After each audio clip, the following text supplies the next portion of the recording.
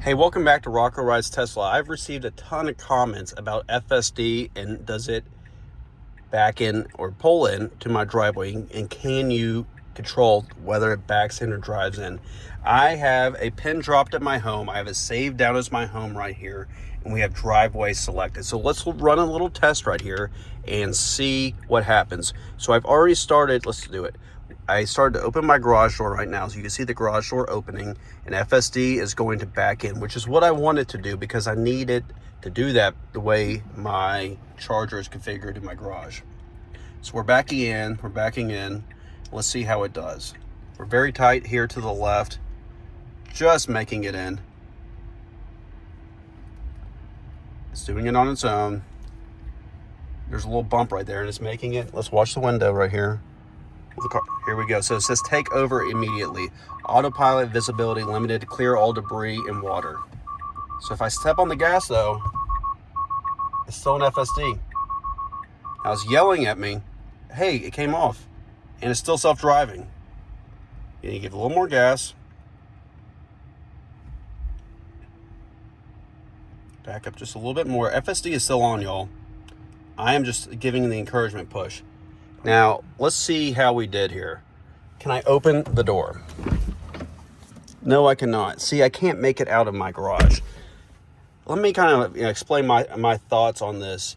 Tesla FSD this is very difficult to do, to back into a garage. There is no map data. This is all visual based, and we're talking about, a foot or two here of precision, which is very difficult for the vehicle to do. It will back up almost completely to my garage, but when it tries to come in, it kind of yelled at me there, and I had to step on the gas. I did not take over, but I stepped on the gas to get the vehicle in the garage, and we're a little off-centered to the point where I cannot open my garage. My garage here is very narrow, so it is challenging as is, and I do not have a long driveway. So the results are that it cannot accurately back into my garage, which I wanted it to do. I've had it pull into the garage before, but you can't get specific. You can't specify to Tesla FSD on this current version of software whether you want it to back in or pull in to the garage. I think a cool way to be able to do it, and I've seen this in the comments before and I've seen it elsewhere, is to kind of be able to record the vehicle, kind of like the vehicle records it's you back or pull into the garage how you want it to, and then the vehicle remembers that, and it uses that recording to do it automatically when you arrive home. And that'd be a pretty neat feature to do. Maybe they'll do something like that one day, because you got to think about it. Every garage, every driveway at everybody's home is different. And so this is we're talking about precision of a foot or two here in terms of how far you want to go back in the garage, how far you want to be left or right down the middle. It's very technical and very specific. So it'd be cool if we could record that, and then the car remembers and uses that as a reference so that it can auto park on its own in our garages. But until then, I'm pretty content with 99% of the driving being done on its own. Now watch this. FSD will pull out of here very well. So let's just pick a spot. I know I could have had Grok do it, but I just did this. Now watch, FSD will pull out of this garage. It's actually turning the steering wheel to get us more centered, and we're pulling out of the garage. All FSD. No pedal or turning for me. See, it does a great job of pulling out of the garage. But in terms of backing in or pulling in and being able to select a preference, that's not an option right now, and I don't have a solution or a suggestion to y'all on how to do that reliably. But it will attempt to back up. I found it consistently chooses to back up. Interesting here. Where's the car going? That was kind of weird. We need to go forward. Did y'all see that? That was a little interesting. It's kind of backing up. I think it was going to try to turn around.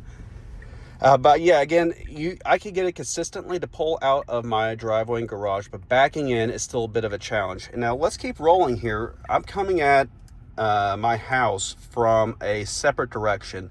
And when I've come this way, a lot of the times it has actually tried to pull into the garage. As you can see here, these homes, there's 2 garages per home, and they're very close to each other. So it's very tricky for the car, just from pure vision, to know which garage stall to go into. Now, I do have my garage door open, so we are approaching my house right now.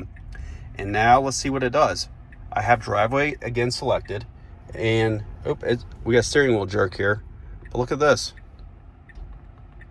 Are we going off-road a little bit? Let's check the camera. Nope. Here we go. So now, because, fascinating. So if I come from one direction, the car will pull in head first. If I come from the other direction, it chooses to back in. Now, let's check the rear view here. We're barely in, but hey, this did it completely on its own. It pulled in head first to my garage, but I didn't get to specify. So it kind of just makes up its mind on its own whether it wants to come in forward or backward.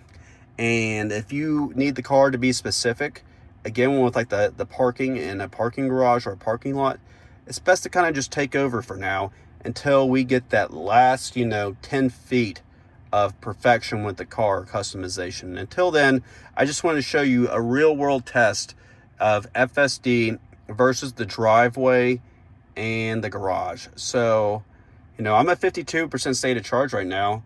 Maybe I'll pull up just a little bit, but again, this level of precision, you can't get this in any other vehicle. And I've made the analogy of the airplane and pilots.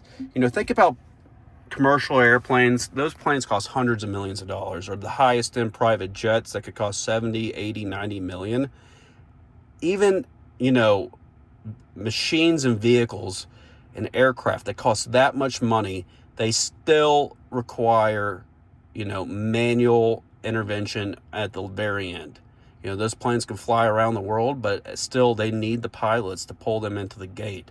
These cars are incredible and great technology, but if you want to get very specific, they still need the pilot, meaning you, to get them that last 10 feet. And that's, thinking about it from a bigger picture, it's not that big of a deal to be able to just pull into my garage. It's really about self-driving and the ease of travel and safety versus, hey, it's parking in my garage is such a pain, I need the car to do it. I don't think that's the case. It will be nice when they get there one day, and I think that will happen. But I just wanted to share this with y'all. There has been a ton of comments and interest on this, and I just kind of want to show you how it works in my own home and how I utilize it. So I typically will allow the car to kind of start the turn in terms of getting lined up on FSD, but the final back into the garage, I typically take over and do that on my own. And it's not a huge deal.